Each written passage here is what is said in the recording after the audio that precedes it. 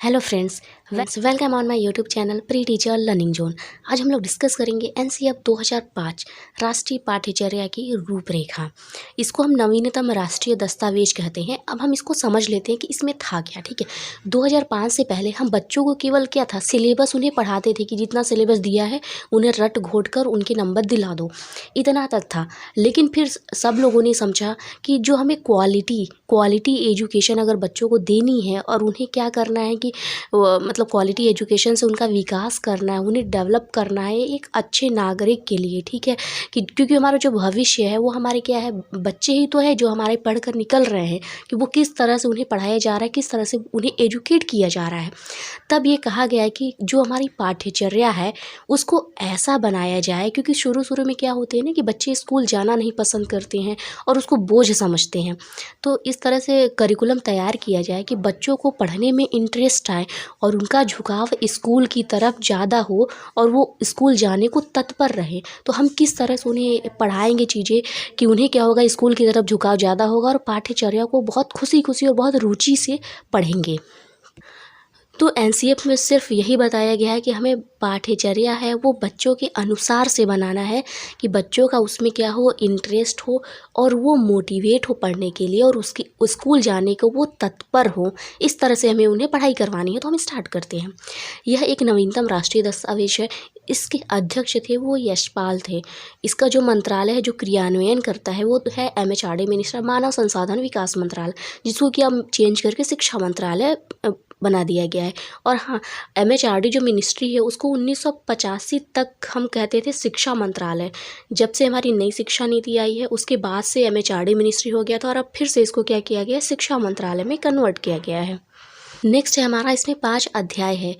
हमें वो चीज़ें पढ़नी है जो हमारे एग्ज़ाम में आनी है। केवल एनसीईआरटी अगर आप 1 घंटे का भी पढ़ेंगे उतना ही पढ़ेंगे जितना आप 5-10 मिनट में पढ़ेंगे, क्योंकि इसमें केवल आपको समझना है कि एनसीईआरटी बेसिकली था क्या।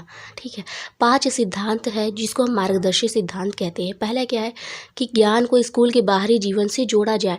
मतलब नॉलेज केवल बुक्स का ही नहीं है कि हम बुक्स को रटा घुटा दिए, बच्चे को वो चीज़ समझ आ गया। ठीक है, बाहरी जीवन में भी क्या हो रहा है, उनके आसपास के पर्यावरण में क्या है, उनसे कनेक्ट किया जाए। उनको पढ़ाई को रटंत प्रणाली से मुक्त किया जाए, उन्हें रटवाया ना जाए। पाठ्यचर्या पाठ्य पुस्तक केंद्रित ना रहा जाए। जो पाठ्यचर्या है वो पाठ्य पुस्तक तो रहेगा ही रहेगा, बट उसमें क्या करेंगे कि हम खेलों के माध्यम से और प्रैक्टिकली हर चीज़ों को उन्हें समझाएंगे। ठीक है, गतिविधियों से जोड़ा जाएगा। मतलब जो हम पढ़ा रहे हैं उन्हें किसी एक्टिविटी के थ्रू उन्हें जोड़ा जाएगा। राष्ट्रीय मूल्यों के प्रति आस्थावान विद्यार्थी बने। मतलब उन्हें इस तरह से पढ़ाया जाए, यहाँ पर पैदा होनी, यहाँ पर क्या हो गया, विद्यार्थी बने। नेक्स्ट है हमारा एनसीईआरटी क्या होता है, नेशनल करिकुलम फ्रेमवर्क है। इसका जो प्रमुख सूत्र होता है लर्निंग विदाउट बर्डन, मतलब शिक्षा बिना बोझ के। शिक्षा दी जाए लेकिन उन्हें बोझ जैसे होता नहीं, स्कूली बस्ते का बोझ होता है, उसको बिल्कुल न किया जाए। एनसीईआरटी का प्रारंभ होता है रविन्द्रनाथ टैगोर के निबंध से, जिसका नाम है सभ्यता और प्रगति। इसमें जो सुविधादाता होते हैं वो शिक्षक होते हैं। मतलब किसी भी तरह का जो सुविधा प्रोवाइड करते हैं वो कौन प्रोवाइड करते हैं, इसमें शिक्षक करते हैं। इसमें प्रमुख सुझाव दिए गए थे एनसीईआरटी में, जिसमें से कि जो 20 सुझाव हैं इसमें से हमने कुछ इम्पॉर्टेंट सुझाव लिए हैं जो कि बहुत ही ज़्यादा ज़रूरी है। पहला क्या है कि जो शिक्षण सूत्र है वो ज्ञात से अज्ञात हो और मूर्त से अमूर्त हो।